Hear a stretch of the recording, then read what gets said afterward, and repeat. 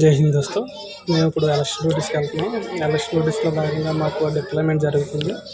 Deployment జరిగినప్పుడు మాకు places allow చేస్తారనమాట. చిన్న రెస్ట్ దొరుకుతుంది. చిన్న రెస్ట్లో ఫ్రూట్ తీసుకుని వెళ్తున్నాం. Kilo 20 rupees. ఇక్కడ జమ్మూ కాశ్మీర్లో తీసుకున్నాం. మనకి ఎక్కడి నుంచో మన ఇండియా మొత్తానికి యాపిల్ సప్లై అవుతుంటాయి.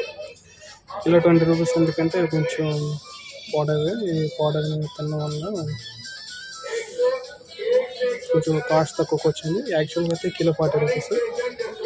మనం ఏదైనా చూసుకోవచ్చు. ప్రయాణం చేసేటప్పుడు మొత్తం చేసుకోవాల్సి ఉంటుంది అన్నమాట. అంతా కట్ చేసుకుని మిగతా అంతా బాగుంటుంది. ఇవన్నీ తీసుకుని తింటుంటాం అన్నమాట. Thank you.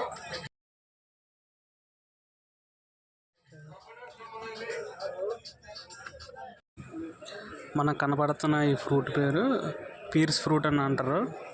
ఇది ఎక్కువగా మనకి నార్త్లో దొరుకుతుంటుంది. దీనివల్ల ఏంటంటే మనకి వెయిట్ లాస్ అవ్వడం, స్టామినా ఇంక్రీజ్ అవ్వడం, బోన్స్ వెయిట్ గెయిన్ చేయడం, బోన్స్ స్టామినా డెవలప్మెంట్ అవ్వడానికి ఇలాంటి వాటన్నిటికి ఈ పీర్స్ ఫ్రూట్ అనేది యూజ్ అవుతుంటుంది అన్నమాట. ఈ పీర్స్ ఫ్రూట్ అనేది మనకి సౌత్లో నేను ఎప్పుడు చూడలేదు. మేబీ దొరికితే దొరకుండొచ్చు.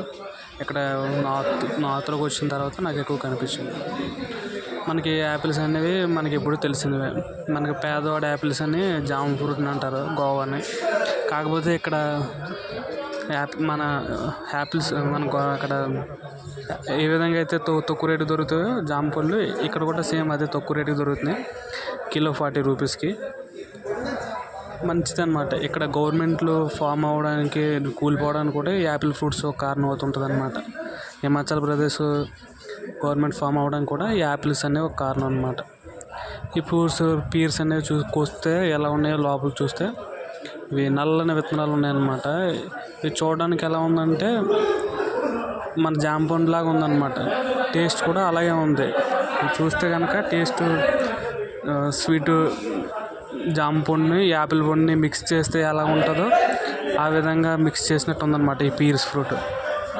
మీకు ఎప్పుడైనా వీలైతే టేస్ట్ చేయండి. నేను టేస్ట్ చేద్దామన్న ఉద్దేశంతో తీసుకున్నాను తప్ప అవే తినాలన్న ఉద్దేశం ఏం కాదు. పిక్కలు అవి తీసుకుని అలా తింటూ ఉంటుంది మజా. భలే ఉంటుంది. ఇలాగ టైంపాస్ అవ్వడానికి, కొంచెం స్టామినా గెయిన్ చేయడానికి యూజ్ అవుతుంటుంది అన్నమాట. ఇలాగ అక్కడ ఏదో వెయిటింగ్ టైం ఉన్నప్పుడు, ఎలక్షన్ టైంకి వెళ్ళే ముందు మాకు కొంచెం టైంపాస్ అవుతుంటుంది అన్నమాట. దీనివల్ల ఏదో ఒకటి స్టామినాకి అంతే.